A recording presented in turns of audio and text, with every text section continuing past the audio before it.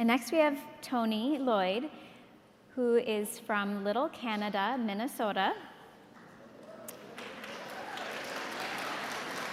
And Tony's story is titled, What I Learned by Drowning.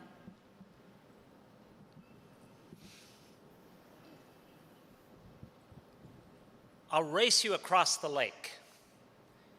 And when Tom said this to me, it took me a second.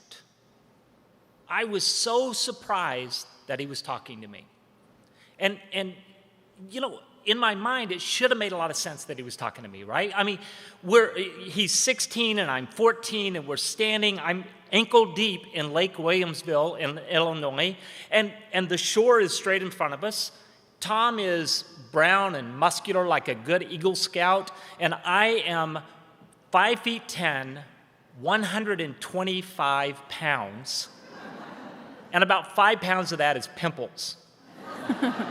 With my thin, pale body and my red face, I look like a matchstick standing there at the edge of the water, right?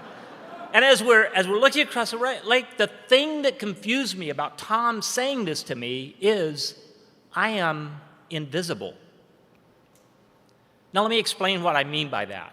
So at school, when I go into the cafeteria and there's a table and I come to the center of the table and I sit down, the other students turn their bodies away from me and continue to talk as if I'm not there.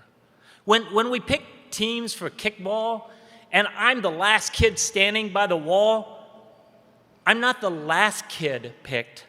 They just don't even pick. They go on and do things without me. So as far as I'm concerned, I'm not unpopular. Unpopular would mean that I would be measured on a scale of popularity to unpopular. I'm not even on the scale. I am invisible. And so the shock hits me when Tom asked me if I want to race across the lake, and the only thing I could think to say is, ready, go. And I ran out into the water. And you know how it is when you're first racing into the water and you're kicking your knees high and I'm laughing and Tom goes running past me and he dives into the water and I dive behind him and he's stroking like a great Eagle Scout swimmer and he's kicking with his strong legs. Now, I am a self-taught swimmer, so I am slapping the water with my arms and I'm not really thinking about kicking with my legs, and he's pulling away from me, so I'm slapping harder and harder and harder and harder. And the water is slapping and making lots of noise, and I'm just splashing water in my face, and I'm making progress, but my arms are getting tired, and the tireder I get, and the more I become fatigued, and my upper body begins to shake, and my arms turn into rubber bands, and I can't make any more progress, and I'm looking ahead, and it suddenly occurs to me in that moment, I cannot reach that shore. And when I look behind me, I realize that I cannot reach that shore. And I am in a lot of trouble. So I look to my right, and several yards out, I can see some rocks sticking out of this lake. And so I realize that must be shallow water. So instead of heading for that shore, I make a right-hand turn, and now I'm really in trouble. I'm struggling, and I'm shaking, and I'm getting water in my mouth. And at one point, I even got some water in my nose, so I'm smelling the lake, and I can taste it, and it gets in my ear, and my ear is popping, and I'm making my way, and it's everything I can do to reach those rocks. And when I put my hand out, and I finally lay my hand on the rock, it's not a rock.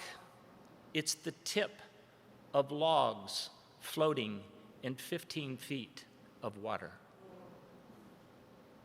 And I put my hand on the log, and the log sinks beneath me.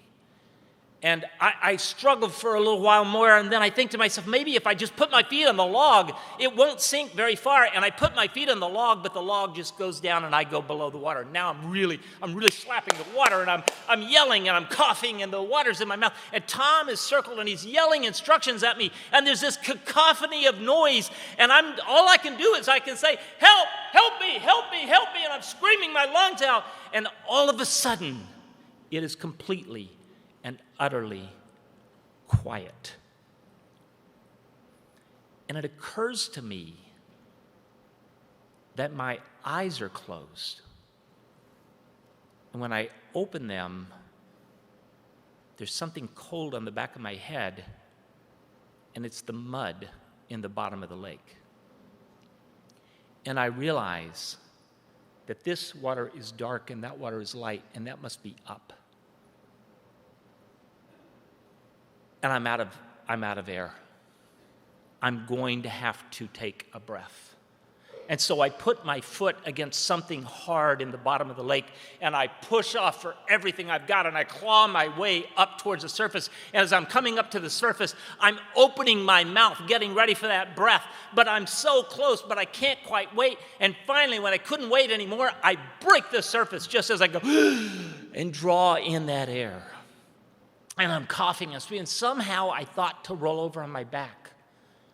And Tom swims beside me for the next 15 minutes as we slowly crawl our way to the shore. And when I got to the shore, I reach out behind my head. I'm on my back now. I'm sort of stroking slowly towards the shore. And when I got there, I felt the rocks of the shore, and I pulled myself up there. And I sat there shaking in the shallows.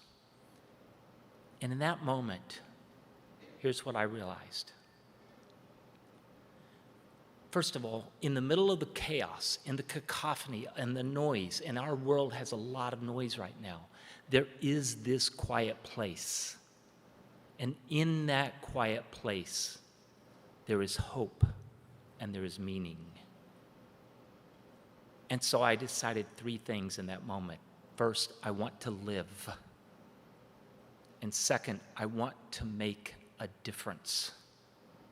But third, if I'm going to make a difference, I have to choose to be seen.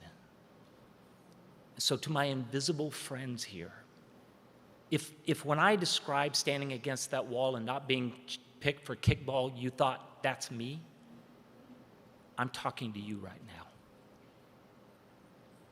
Choose. Choose to live. Choose to make a difference. But the only way you can make that difference is choose to be seen. Thank you.